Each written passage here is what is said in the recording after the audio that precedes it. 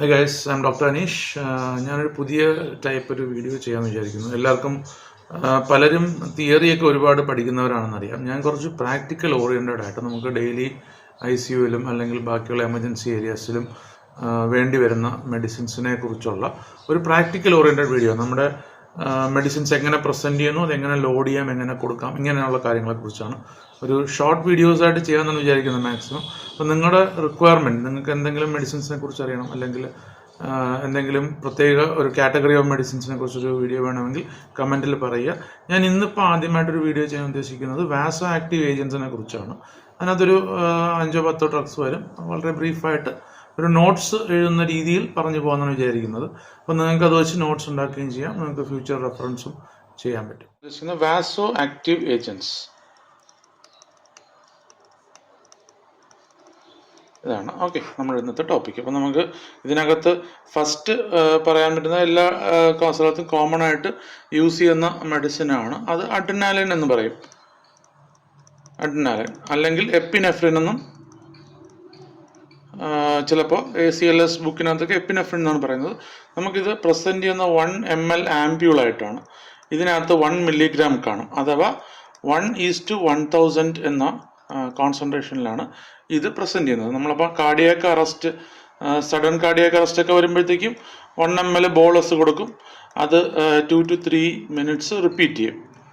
Okay, ഇതാണ് നമ്മുടെ സാധാരണ അഡ്രിനാലിൻ്റെ ഡോസേജ്. പിന്നെ അഡീഷണൽ ആയിട്ട് നമുക്കിതിൻ്റെ ഡോസേജ് വരുന്നതെന്ന് വെച്ച് കഴിഞ്ഞാൽ ചില സമയങ്ങളിൽ നമുക്ക് ഹൈപ്പോടെൻഷൻ ഉള്ള പേഷ്യൻസ് നമുക്ക് മറ്റ് ഏജൻസ് അവൈലബിൾ അല്ലെങ്കിൽ ഇതിനെ തന്നെ 1:10,000 ആക്കാം.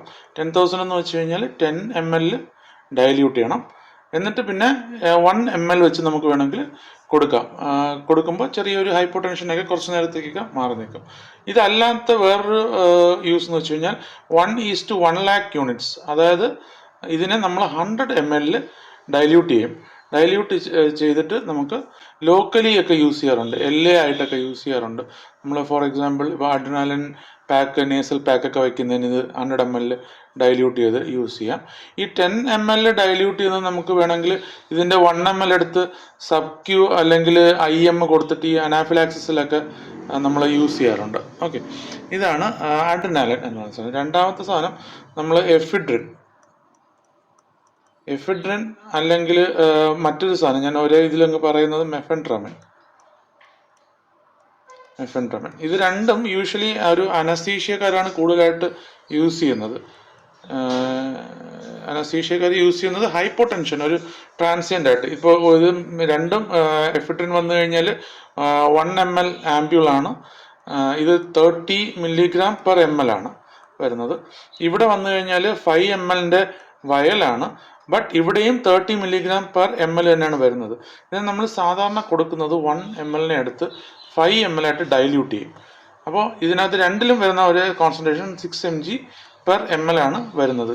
അപ്പോൾ നമുക്കൊരു ഹൈപ്പോടെൻഷൻ ഉള്ള പേഷ്യൻറ്റിന് ഈ 6 mg/ml വരുന്നതിൽ 1 ml ഒരു തവണ കൊടുത്തു കഴിഞ്ഞാൽ ഹൈപ്പോടെൻഷൻ ഒരു പരിധി വരെ റിവേർട്ട് ചെയ്യും. ഇപ്പോൾ ഫോർ എക്സാമ്പിൾ 80-60 ആണ് BP എങ്കിൽ ഇത് 1 ml കൊടുത്തു കഴിയുമ്പോൾ ഇത് ചിലപ്പോൾ BP കൂടും. ഇത് അഥവാ കൂടിയില്ലെന്നുണ്ടെങ്കിൽ വീണ്ടും അഡീഷണൽ 1 ml വീണ്ടും കൊടുക്കാം. അങ്ങനെ നമുക്ക് മാക്സിമം 5 ml വരെ കൊടുക്കാം. അപ്പോൾ എഫിഡ്രിൻ ഒരു 5 ml കൊടുത്തിട്ട് റിവേർട്ട് ആവുന്നതിന് അടുത്ത മെഫെൻട്രമിനിലോട്ട് പോവാം. ഇതിനകത്ത് ഒരു ഇതുള്ളതെന്ന് വെച്ച് കഴിഞ്ഞാൽ നമുക്ക് അഡ്രിനാലിൻ അറിയാം ടക്കിക്കാർഡി വരുമെന്ന്, അതുപോലെ എഫിഡ്രിനും ടക്കി വരും. പക്ഷേ മെഫെൻട്രമിന് ടക്കിയുടെ ചാൻസ് കുറവാണ്, ലെസ് ചാൻസ് ഫോർ ടക്കിക്കാർഡിയ. നമുക്ക് അടുത്ത ഡ്രഗ് എന്ന് പറയുന്നത്, മൂന്നാമത്തെ ഡ്രഗ് നോറഡ്രിനാലിൻ എന്ന ഡ്രഗാണ്. ഇത് നമുക്ക് സാധാരണ പ്രസൻറ്റ് ചെയ്യുന്നത് 2 mg/ml ആംപ്യൂളായിട്ടാണ്. സാധാരണ നമ്മൾ ഇൻഫ്യൂഷൻ സെറ്റ് ചെയ്യുമ്പോൾ ഒരു 8 mg in 50 ml ആയിട്ടാണ് സെറ്റ് ചെയ്യുന്നത്.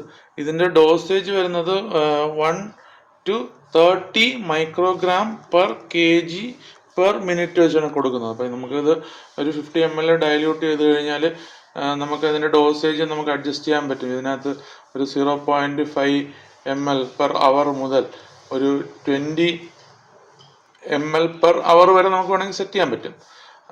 പക്ഷേ നമുക്ക് മാക്സിമം ഡോസേജ് ഇതാണ്. ഇതിന് കൂടുതൽ പോയി കഴിഞ്ഞാൽ ഇതിൻ്റെ മെയിൻ ആക്ഷൻ പെരിഫറൽ വാസോ കൺസ്ട്രക്ഷൻ ആണ്. അപ്പം നമ്മൾ ഒരു ഹൈ ഡോസ് കൊടുത്തു കഴിഞ്ഞാൽ ചിലപ്പോൾ പെരിഫറീസ് ഒക്കെ നമ്മുടെ ഫിംഗർ ടിപ്സ് പോലുള്ള സ്ഥലങ്ങളെല്ലാം സൈനോസിസ് വരാൻ ചാൻസ് ഉണ്ട്. അതുകൊണ്ട് നമ്മൾ മാക്സിമം ഇത്ര ഡോസേ കൊടുക്കാറുള്ളൂ. പിന്നെ ഇതിൻ്റെ ഒരു സൈഡ് എഫക്റ്റ് എന്ന് പറഞ്ഞു കഴിഞ്ഞാൽ ഒരു ടാക്കിക്കാർഡിയ, സിവിയർ ടാക്കിയൊക്കെ ചിലപ്പോൾ വരും ഹൈ ഡോസിൽ കൊടുത്തു കഴിഞ്ഞാൽ. അപ്പോൾ ഇതാണ് നോറഡ്രിനാലിൻ. ഇത് നമുക്ക് കൂടുതലും യൂസ് ചെയ്യുന്നത് സെപ്സിസിലാണ്. അപ്പോൾ സെപ്സിസിൽ പെരിഫറൽ വാസോഡൈലേഷൻ ഉണ്ടാകുന്നത് കൊണ്ട് തന്നെ നമ്മൾ നോറഡ്രിനാലിൻ സെപ്സിസിൽ യൂസ് ചെയ്യും. പിന്നെ നമ്പർ 4 നമ്മൾ കോമൺ ആയിട്ട് യൂസ് ചെയ്യുന്നൊരു കാര്യമാണ് ഡോപ്പാമിൻ. ഡോപ്പാമിൻ വരുമ്പോൾ നമുക്ക് ഡോസേജ് വരുന്നത് 5 to 20 microgram per kg per minute എന്ന് പറഞ്ഞ ഡോസാണ് വരുന്നത്. അപ്പോൾ നമുക്കിത് കാൽക്കുലേഷനൊക്കെ വരുന്നത് നല്ല ഡിഫിക്കൽട്ടാണ്. നമുക്ക് യൂഷ്വലി പ്രസൻറ്റ് ചെയ്യുന്നത് ഒരു 250 മില്ലിഗ്രാമിൻ്റെ പെർ 5 ml എന്ന 5 ml ആംബ്യൂളായിട്ടാണ്.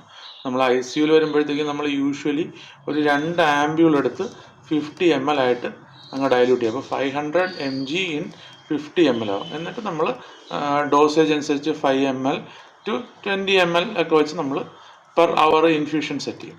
ഇതാണ് നമ്മുടെ ഡോപ്പാമിൻ്റെ ഡോസേജ്. ഡോപ്പാമിനും ടാക്കിക്കാർഡിയ വരും. പിന്നെ ഡോപ്പാമിൻ ബോഡിയിൽ ചെന്ന് കഴിയുമ്പോൾ നോറഡ്രിനാലിനായിട്ട് കൺവേർട്ട് ചെയ്തിട്ടാണ് ആക്ട് ചെയ്യുന്നത്. അപ്പോൾ so this is noradrenaline is in a way better than dopamine. നമുക്ക് അത് പിന്നെ പറയാം. ഡോപ്പാമിൻ നമ്മൾ ഇങ്ങനെയാണ് നമ്മൾ സാധാരണഗതി കൊടുക്കുന്നത്. ടാക്കിക്കാർഡിയ ഉണ്ടാകാറുണ്ട്. നമുക്ക് ഹാർട്ട് ഫെയിലിയർ ആയാലും സെപ്സിസ് ആയാലും വരുന്നത് നമുക്ക് ICUലും വേറെ യൂസ് ചെയ്യുന്ന ഒരു മെഡിസിനാണ് ഡോബുടാമിൻ. ഡോബുടാമിൻ വരുമ്പോഴത്തേക്കും അതും 5 to 20 mcg per kg per minute എന്നാണ് ബുക്കുകളിലെല്ലാം കൊടുത്തേക്കുന്നത്. ഇതിനകത്ത് നമുക്ക് പലർക്കും അറിഞ്ഞുകൂടാത്ത കാര്യങ്ങളാണ് ഞാൻ ഈ പ്രസൻറ്റേഷൻ എന്ന് പറയുന്ന സംഭവം. പ്രസൻറ്റേഷൻ 200 മില്ലിഗ്രാം 5 ml ആംബ്യൂളായിട്ടാണ് വരുന്നത്. ഇത് വരുമ്പോഴത്തേക്കും നമ്മൾ സാധാരണ ഇതും 2 ആംബ്യൂൾ എടുക്കുന്നു, 50 ml ഡൈല്യൂട്ട് ചെയ്യുന്നു. അപ്പോൾ ഇവിടെ നമുക്ക് 400 mg per 50 ml വരും. അപ്പോൾ ഇതിനെ നമ്മൾ 5 ml to 20 ml പെർ അവറൊക്കെ നമ്മൾ കൊടുക്കാൻ പറ്റും. ഇവിടെ നമുക്ക് ഒരു പോസിറ്റീവ് ക്രോണോട്രോപ്പിക് എഫക്റ്റ് ആണ് നമുക്ക് വരുന്നത്. അപ്പോൾ ഇത് ക്രോണോട്രോപ്പിക് എഫക്റ്റ് എന്ന് പറഞ്ഞാൽ എന്താണ്? ഹാർട്ടിൻ്റെ കംപ്രഷൻ കൂട്ടും. അപ്പോൾ ഹാർട്ടിൻ്റെ കംപ്രഷൻ കൂട്ടുന്നതുകൊണ്ട് നമുക്ക് ഹാർട്ട് ഫെയിലിയറിന് നമുക്ക് ഇത് യൂസ്ഫുൾ ആണ്. പിന്നെ നമ്മൾ മനസ്സിൽ വെച്ചിരിക്കുന്ന ഹൈപ്പോടെൻഷൻ വരാൻ ചാൻസ് ഉണ്ട്. അതുകൊണ്ട് ഈ പറഞ്ഞ പ്രൊഫൗണ്ട് ഹൈപ്പോടെൻഷനുള്ള പേഷ്യൻ്റ് ആണെങ്കിൽ നോറഡ്രിനാലിനോ ഡോപ്പാമീനോ വെച്ചിട്ട് കുറച്ചൊന്ന് BP ഒന്ന് കൂട്ടിയതിന് ശേഷം വേണം ഡോബുട്ടാമിൻ സ്റ്റാർട്ട് ചെയ്യാൻ. കാരണം ഡോബുട്ടാമിൻ സ്റ്റാർട്ട് ചെയ്യുമ്പോൾ ഇനീഷ്യലി ഒരു ചെറിയൊരു ഹൈപ്പോടെൻഷൻ വരാനുള്ള സാധ്യത ഉണ്ട്. പിന്നെ നമ്മൾ വേറൊരു കാര്യം ഓർമ്മിക്കേണ്ടത്, ഡോപ്പമിന് പണ്ട് ഒരു റീനൽ ഡോസ് എന്ന് പറഞ്ഞൊരു സംഭവം ഉണ്ടായിരുന്നു. റീനൽ പെർഫ്യൂഷൻ ബെറ്റർ ആവും. അപ്പോൾ ഒരു മിനിമൽ ഡോസിൽ കൊടുത്തു കഴിഞ്ഞാൽ റീനൽ ഡോസ് എന്ന് പറഞ്ഞൊരു സംഭവം ഉണ്ടായിരുന്നു. അതിപ്പോൾ അങ്ങനെ ആരും യൂസ് ചെയ്യുന്നില്ല. Okay, so that is about dobutamine. അപ്പോൾ ഹാർട്ട് ഫെയിലിയറിൽ നമ്മൾ ഡോബുട്ടാമിൻ പ്രിഫർ ചെയ്യാറുണ്ട്. പിന്നെ ഉള്ളത് നമ്പർ 6 ഇസ് വാസോപ്രസിൻ. ഈ വാസോപ്രസിൻ എന്ന് പറഞ്ഞ സാധനം ഇപ്പോഴാണ് മോസ്റ്റ് കോമൺ ആയിട്ട് യൂസ് ചെയ്ത് തുടങ്ങിയത്. പണ്ട് നേരത്തെ അങ്ങനെ യൂസ് ചെയ്യില്ലായിരുന്നു. ഇത് 20 international unit per ml ആംപ്യൂളായിട്ടാണ് പ്രസൻറ്റ് ചെയ്യുന്നത്. അപ്പോൾ ഇത് നമുക്ക് ഡൈല്യൂട്ട് ചെയ്ത് യൂസ് ചെയ്യാം, അല്ലാതെയും ബോളസ് ആയിട്ട് യൂസ് ചെയ്യാം.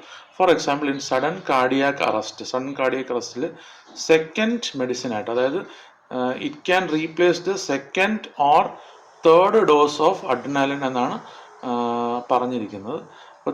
2 ഡോസ് അഡ്രിനാലിൻ കൊടുത്തിട്ടും കാർഡിയാക് അറസ്റ്റ് റിവേർട്ട് ചെയ്യാത്ത സാഹചര്യത്തിൽ നമുക്ക് വാസോപ്രസിൻ കൊടുക്കാം. അപ്പോൾ കാർഡിയാക് അറസ്റ്റിൽ വരുമ്പോൾ ഇതിൻ്റെ ഡോസേജ് എന്ന് വെച്ചാൽ 40 international unit IV stat dilute ചെയ്യാതെ കൊടുക്കണം. അതാണ് കാർഡിയാക് അറസ്റ്റിൽ വരുന്ന ഡോസേജ്. അല്ലാതെ നമ്മൾ കൊടുക്കുമ്പോൾ ഈ 40 IU തന്നെ ഇൻഫ്യൂഷനായിട്ട് സെപ്സിസിലൊക്കെ നമുക്ക് സെറ്റ് ചെയ്യാം. ഇതിൻ്റെയും 50 ml ഡൈല്യൂട്ട് ചെയ്തിട്ട് നമ്മൾ 1.2 ml സ്റ്റാർട്ട് ചെയ്യും. പിന്നെ അത് 2.4 ആക്കാം. ml പെർ അവർ നമുക്ക് കൊടുക്കാൻ പറ്റും. സെപ്സിസിലാണ് കൂടുതലും യൂസ് ചെയ്യുന്നത്. ബിക്കോസ് ഇതിനും പെരിഫറൽ വാസോ കൺസ്ട്രിക്ഷൻ ആണ് ആക്ഷൻ. അപ്പം നമുക്ക് ഇതിൻ്റെ ഒരു അഡ്വാൻറ്റേജ് എന്ന് പറഞ്ഞു കഴിഞ്ഞാൽ നോ ടാക്കിക്കാർഡിയ. നമുക്കിപ്പോൾ ഫോർ എക്സാമ്പിൾ ഒരു സിവിയർ സെപ്സിസിലുള്ള പേഷ്യൻറ്റ് നോറഡ്രിനാലിൻ കൊടുത്തുകൊണ്ടിരിക്കുകയാണ്, ഹൈ ഡോസായി നല്ല ടാക്കിക്കാർഡിയ ഉണ്ട്, നമുക്ക് ടാപ്പർ ചെയ്യണമെന്നുണ്ടെങ്കിൽ നമുക്ക് വാസോപ്രസിൻ സ്റ്റാർട്ട് ചെയ്തിട്ട് ടാക്കിക്കാർഡിയ വരത്തില്ല. പകരം പെരിഫറൽ വാസോ കൺസ്ട്രിക്ഷൻ കാരണം ഒരു ഹൈപ്പർ ടെൻഷൻ വരും. അപ്പോൾ ആ ഒരു BP ഇമ്പ്രൂവ് ആവുന്നതനുസരിച്ച് നമുക്ക് നോറഡ്രിനാലിൻ ടാപ്പർ ചെയ്യാൻ പറ്റും. പിന്നെ അപ്പോൾ നമ്പർ 7 എന്ന് പറയുമ്പോഴത്തേക്കും NTG അല്ലെങ്കിൽ നൈട്രോഗ്ലിസറിൻ എന്ന് പറയും. അത് 25 മില്ലിഗ്രാമിൻ്റെ പെർ 5 ml ആംബ്യൂളാണ്. ഒരു 5 ml 25 മില്ലിഗ്രാം. അതിൽ 2 ആംബ്യൂൾ എടുത്തിട്ട് 50 ml ആയിട്ട് നമ്മൾ ഡൈല്യൂട്ട് ചെയ്യും. അതായത് 10 ml NTG വായാലും 40 ml സലൈനും എടുത്തിട്ട് 50 ഡൈല്യൂട്ട് ചെയ്യുമ്പോഴത്തേക്കും 1 ml will contain 1000 mcg. Usual dosage 300 to 600 mcg per hour ആണ് ഡോസേജ്. അപ്പോൾ നമുക്ക് 0.3 to 0.6 ml പെർ അവർ ഒരു വേണമെങ്കിൽ, ഒരു BP കൂടുതലാണെങ്കിൽ നമുക്ക് 1.2 2.4 ഒക്കെ വേണമെങ്കിൽ സെറ്റ് ചെയ്യാം. അപ്പോൾ ഇൻഡിക്കേഷൻസ് ആക്സിലറേറ്റഡ് ഹൈപ്പർ ടെൻഷൻ, പിന്നെ ആൻജൈന പെയിൻ കുറയ്ക്കാം, ഇങ്ങനെയൊക്കെ നമുക്ക് യൂസ് ചെയ്യാം. ആൻജൈനയ്ക്കും യൂസ് ചെയ്യാൻ പറ്റും മിനിമൽ ഡോസായിട്ട് കൊടുത്തു കഴിഞ്ഞാൽ. പിന്നെ നമ്പർ 8 വരുന്നത് നമ്മൾ അധികം കോമൺ ആയിട്ട് യൂസ് ചെയ്യാത്ത 1-2 സാധനങ്ങൾ വരുന്നുണ്ട്. സോഡിയം നൈട്രോപ്രൊസൈഡ് എന്നൊക്കെ പറഞ്ഞിട്ട്, നൈട്രോപ്രൊസൈഡ് അത് 50 mgയുടെ 2 ml ആംപ്യൂളായിട്ടാണ് വരുന്നത്. അപ്പോൾ നമ്മളത് അങ്ങനെ തന്നെ ലോഡ് ചെയ്ത് ഇൻഫ്യൂഷൻ ചെയ്യുന്നതാണ് പതിവ്. പക്ഷേ ഇതിനകത്ത് ഒരുപാട് പ്രശ്നങ്ങളുള്ളതെന്ന് വെച്ചാൽ ഇതും വാസോ ഡയലേറ്ററാണ്, BP കുറയ്ക്കാനാണ്. അപ്പോൾ NTGയും വാസോ ഡയലേറ്ററാണ്, BP കുറയ്ക്കാൻ വേണ്ടി യൂസ് ചെയ്യുന്നതാണ്.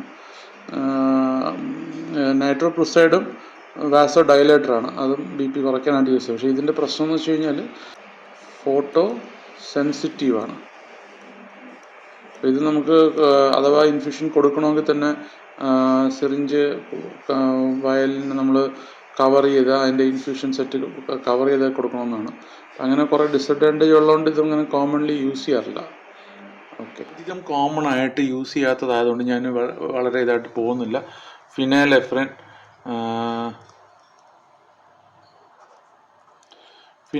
വരും. ഫിനൈലെഫ്രിൻ വരുമ്പോഴത്തേക്കും നമുക്ക് 10 ml ഡൈല്യൂട്ട് ചെയ്ത്, കൂടുതൽ അനസ്തറ്റിസ്റ്റുകളാണ് യൂസ് ചെയ്യുന്നത്. 1 ml കൊടുക്കും, 10 ml ഡൈല്യൂട്ട് ചെയ്ത് കൊടുക്കും. ഇതിൻ്റെ കൂടുതൽ കാര്യങ്ങളിലേക്ക് ഞാൻ പോകുന്നില്ല, അധികം കോമൺ അല്ലാത്തതുകൊണ്ട്. പിന്നെ ഐസോപ്രനാലിൻ വരും. അത് നമ്മൾ കൂടുതലും ഈ ബ്രാഡികാർഡിയുള്ള പേഷ്യൻറ്റിനെ ടെക്കിക്കാർഡിയ ഇൻഡ്യൂസ് ചെയ്യാൻ വേണ്ടിയിട്ടുള്ള ഇൻഫ്യൂഷനാണ് കൊടുക്കുന്നത്. അത് അത്ര കോമൺ ആയിട്ട് യൂസ് ചെയ്യില്ല, അതുകൊണ്ട് അതിൻ്റെ ഡീറ്റെയിൽസിലേക്ക് ഞാൻ പോകുന്നില്ല. പിന്നെ ഉള്ളത് ഒരു സാധനം എന്ന് വെച്ചാൽ വാസോആക്റ്റീവ്. അതിനായിട്ട് പറയാൻ പറ്റില്ല. അട്രോപ്പിനെ കുറിച്ച് ജസ്റ്റ് ഒന്ന് പറഞ്ഞേക്കാം. അട്രോപ്പിൻ വരുന്നത് 0.6 mg per ml ആംപ്യൂളായിട്ടാണ് വരുന്നത്. ഇത് നമുക്ക് ബ്രാഡികാർഡിയയിലാണ് കൊടുക്കുന്നത്. ബ്രാഡികാർഡിയയിൽ കൊടുത്തു കഴിഞ്ഞാൽ ടെക്കിക്കാർഡിയ വരും. മിനിമം ഡോസ് എന്ന് വെച്ചാൽ 0.6 mg തന്നെയാണ്. ഇതിൻ്റെ പകുതിയായിട്ടൊന്നും കൊടുക്കാൻ പാടില്ല, unless it is a pediatric patient. Adult dosage 0.6 mg ആണ് മിനിമം ഡോസേജ്. പിന്നെ നമുക്ക് മാക്സിമം ഡോസ് എന്ന് പറഞ്ഞാൽ 3 mg ആണ്, അതായത് 5 ആംപ്യൂൾ മാക്സിമം കൊടുക്കാം. പിന്നെ അട്രോപ്പിൻ വരുന്നത് OPC പോയ്സണിങ് ഒരു യൂസേജ് വരുന്നുണ്ട്. അത് വരുമ്പോഴത്തേക്ക് 0.5 mg per ml 100 ml ബോട്ടിലായിട്ടാണ് വരുന്നത്. ഇത് നമ്മൾ ഇൻഫ്യൂഷൻ ആയിട്ടാണ് ഇടാറുള്ളത്, ഇൻഫ്യൂഷൻ ആയിട്ടങ്ങനെ. അത് OPC പോയ്സണിൻ്റെ പ്രോട്ടോകോൾ തന്നെ വേറെയാണ്. അപ്പോൾ ഇത്രയും കാര്യങ്ങളാണ് നമുക്ക് വാസോ ആക്റ്റീവ് ഏജൻസിനായിട്ട് വരുന്നത്. ഇതിൻ്റെ ഈ പറഞ്ഞ നോറഡിനാലിൻ്റെയും ഡോപ്പമിൻ്റെയും ഒക്കെ ആണെങ്കിൽ ഇൻഫ്യൂഷൻ ചാർട്ടൊക്കെ നമുക്ക് ഗൂഗിളിൽ ഡൗൺലോഡ് ചെയ്യാൻ പറ്റും.